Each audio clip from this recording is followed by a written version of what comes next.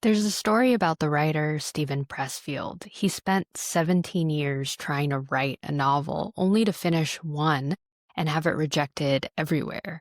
He sat in his typewriter, paralyzed, feeling like a failure. We call that, in his words, the resistance. But we often get the diagnosis wrong.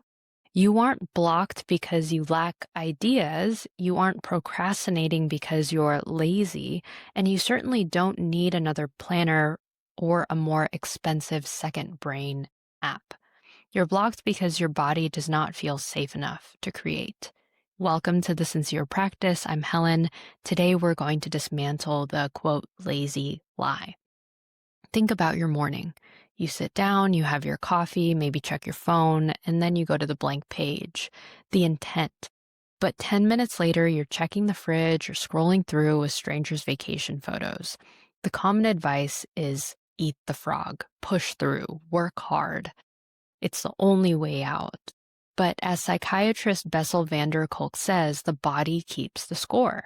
If you're trying to force a biological system that is in protection mode to enter into creation mode, you aren't being productive.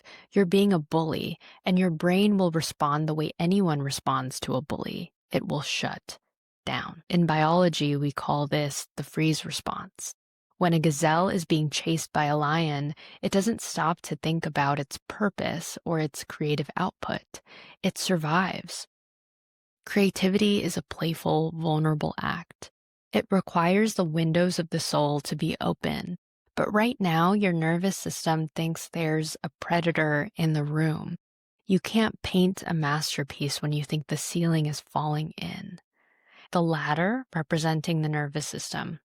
Let's look at this visual. In the biology, to make something new, you need your prefrontal cortex, the CEO of the brain. This is where metaphors live. This is where connection happens. But there's a small almond-shaped part of your brain called the amygdala. It's the alarm bell. When it rings, it doesn't make you feel stressed. It literally reroutes your blood. It pulls resources away from the luxury of the creative thought and sends them into your heart and limbs. You might say, Helen, I'm just sitting at a desk in a quiet room. There's no tiger. But for the creative, the tiger is a metaphor. It's the invisible inner critic. The tiger is the fear that if this isn't great, you are worthless. The tiger is the pressure to turn your joy into a side hustle. The tiger is the ghost of a parent or a teacher who told you to get a real job. When you sit down and think, I have to make this work, you're putting the fire alarm on. Your body doesn't know the difference between a deadline and a predator. It just knows it isn't safe to play. So this is where modern productivity culture fails us. You search for the hack to beat writer's block, and you're met with 10x your output. These tips treat you like you're a machine that needs more oil. But as the poet Wendell Berry might remind us, you're not a machine, you're a garden. It grows because the soil is right and the conditions are safe. When we try to hurry our healing, we are just reinforcing the signals of danger. We are telling our bodies, where I am right now is unacceptable. That is the definition of anxiety, and you cannot cure anxiety with more anxiety. In the Sincere Practice, we don't do quick fixes, we build capacity. We move at the speed of trust, the trust between your mind and your body. So if the block is a lack of safety, how do you rebuild it? The body doesn't speak English. It doesn't care about your logic or your to-do list. It speaks the language of sensation. We have to communicate safety in a way the primal brain understands. So here's an exercise. I want you to try this with me. Right now, look away from me. Let your eyes wander, not looking for anything in particular. Just let them land. Find 3 things with a texture you like. Maybe the grain of wood on your desk, the fabric of your sleeve. This is called orienting. By scanning the room, you are proving to your brain, environment checked, no predators here. Here's a second exercise. the physiological sigh. This is a biological hack backed by Stanford neurobiology. It's the fastest way to lower your heart rate.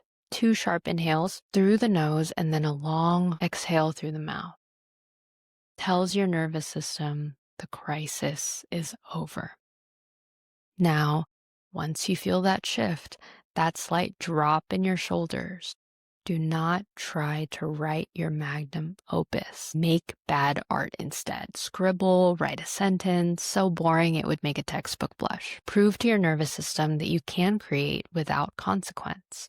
Lower the stakes until they're disarmed. That's how you disarm the tiger in your mind. Now remember, this is a long road. You are not broken. You are a sensitive instrument that has learned to protect itself. The protection served you once. Maybe it kept you safe in a house where you had to be perfect to be loved, but that armor is too heavy for the person you are becoming. This isn't a one-time fix. It's a practice.